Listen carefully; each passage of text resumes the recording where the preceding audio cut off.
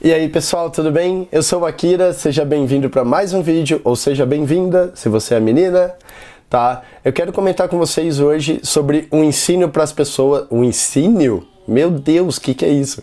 O ensino não, que não é com I. O ensino para pessoas com ASP, tá? Com Asperger, com Asperger. Ah, vocês já sabem, escolhe o nome aí que melhor se adapta ao que você fala, tá bom?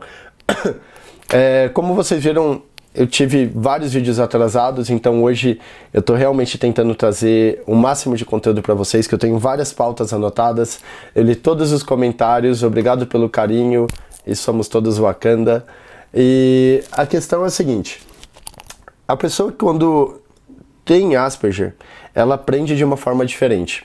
E eu fui obrigado a estudar numa escola normal, convencional, no ensino padrão, porque a minha família não sabia que eu tinha Asperger, tá? Então eu era diferente, eu sempre fui tratado como uma criança diferente. Meu pai, minha mãe sofreu muito com isso, porque numa época que eu era pequeno, e eu fiquei morando com meu pai, minha mãe meio que me castigou, mandando eu para casa do meu pai, e falou, ó, você vai ficar com seu pai. E eu chorava e não queria, porque aquilo era uma tortura pra mim.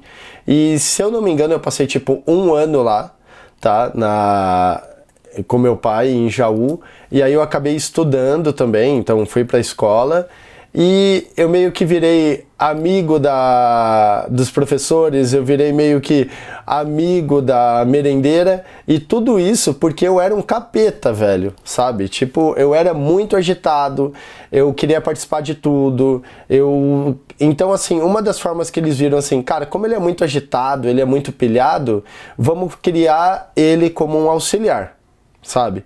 Então, eu era o auxiliar do professor. Então, toda vez que eu tava lá, o professor, ó, você vai me ajudar. Aí eu, beleza, você vai entregar as provas. Eu gostava de me sentir participando de algo. Como eu não me envolvia muito bem com as crianças em si, eu me envolvia melhor com os adultos. Só que como eu não sabia lidar com os adultos, eles criaram isso nessa escola pra, tipo, fazer eu participar e me manter um pouco sob controle. Porque como eu era muito agitado, eu não tinha normas sociais, eu não sabia como agir, eu não sabia como me comportar, tá? Naquele meio acadêmico ali, né? Na escola ali, aprendendo. Então os professores me colocaram como ajudante, participando, e aí eu fiz amizade com a tia da merenda, então tipo eu conversava com ela, porque eu não conseguia lidar muito bem com as outras crianças. Tanto que há um tempo atrás, o meu pai comentou comigo que não sei quem da escola lembrou de mim e falou, tipo, nossa, e aí, como que o Léo tá? E tipo, nossa, ele tá bem, tá morando em São Paulo e ele tá, tipo, com a empresa dele lá. E eles lembraram de mim, então eu acho muito legal que de alguma forma eu marquei a vida dessas pessoas a ponto de eles lembrarem de mim. E eu tenho um carinho muito grande por eles, porque eles realmente me ajudaram. Então, se algum de vocês é de Jaú e foi meu professor, minha merendeira, não sei, eu quero agradecer vocês, porque eu tive um auxílio de pessoas carinhosas que quiseram me ajudar, que quiseram fazer parte da minha vida, que quiseram participar da minha educação ali. E eles auxiliaram muito. Então eu tava em Jaú numa pressão gigante por minha mãe ter me expulsado de casa e me obrigado a morar com meu pai, sabe? Então eles lidaram comigo numa época que eu tava muito sensível, muito rebelde, muito chateado, porque você fica muito perdido. Querendo ou não, como muitos de vocês falaram, será que sua mãe não tá sendo borderline? Será que sua mãe é bipolar? Será que sua mãe... Cara, minha mãe podia ter vários problemas. Vários, cara. De verdade. O único que eu sei é que minha mãe sofria de depressão e minha mãe, ela era bipolar também. Só que ela lidava até bem com as pessoas, sabe? Então eu não acredito que minha mãe fosse uma Asperger. Mas como a minha mãe faleceu, eu não quero ficar correndo atrás de um diagnóstico para ela, porque é uma página que eu virei da minha vida, tá? Eu sofri muito quando minha mãe faleceu, eu tive muito apoio do meu pai, eu fico muito feliz de ele ter vindo de Jaú e ter me apoiado, e meu pai fechou o caixão da minha mãe comigo, porque foi uma coisa bem pesada, assim, sabe? Então, tipo, na hora que eu fui fechar, eu lembro muito bem do meu pai vindo me auxiliar, do Vini, que é um amigo meu, vindo me auxiliar, e eles me ajudaram a carregar o caixão da minha mãe e aquilo foi incrível. Gente, acabou de aparecer um passarinho aqui na minha janela e ele tá olhando eu gravar. E foi muito bonitinho, cara. Ele parou aqui agora e ficou tipo olhando pra mim, assim. Foi muito legal. E essas coisas, pra vocês verem o nível de fé que eu tenho na vida, eu vejo muitas vezes isso como um sinal, às vezes, sabe? Um sinal de Deus de que eu tá me abrindo com vocês, de eu tá falando isso, é um sinal de alguma coisa boa acontecendo. E muitas pessoas não veem esses sinais. A partir do momento que você vê pequenos sinais no seu dia a dia, você começa a entender os pequenos milagres que você recebe, as pequenas coisas que você obteve. Isso gera uma gratidão muito grande. E esse é um dos passos para você manter a sua vida, no mínimo, aceitável e feliz. Quando você consegue ver muito isso e a sua gratidão chega no nível extremo, aí você consegue ser feliz, entendeu? E lembrando que não existe felicidade plena. Você vai ter vários momentos felizes no dia, mas se os momentos felizes superarem os outros, você está vivendo bem, né?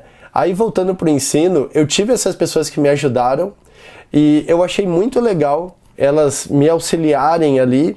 Só que eu sofri muito também. Então, por exemplo, eu fiz uma revolta contra a minha professora de matemática em Bauru, quando eu estudava, acho que no Colégio Torquato Minhoto, tá? Que teve até uma cena lá que um aluno foi baleado na frente da escola, e depois disso eu mudei de escola.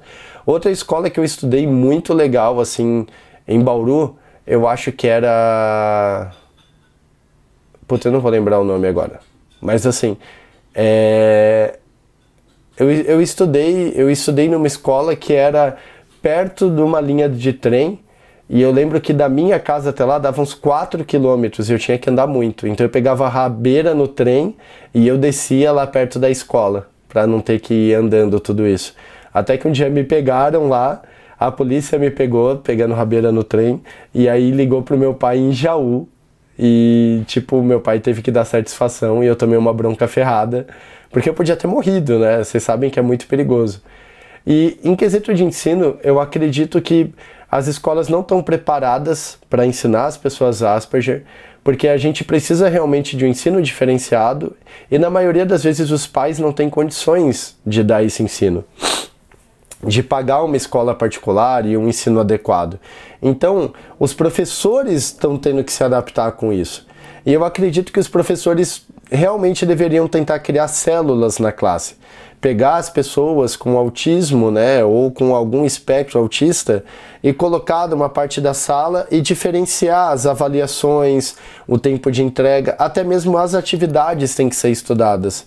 Só que isso é muito complicado para um professor que está cuidando de uma sala, ganhando um salário tão baixo, se empenhar para dar um ensino adequado para uma pessoa que sofre de Asperger ou para uma pessoa autista. E eu olhando esse cenário agora, tipo, eu vejo que realmente eu sou um sobrevivente e a maior parte de vocês que assistem meus vídeos que também têm Asperger também são, porque vocês conseguiram se superar numa escola no ensino padrão, tradicional.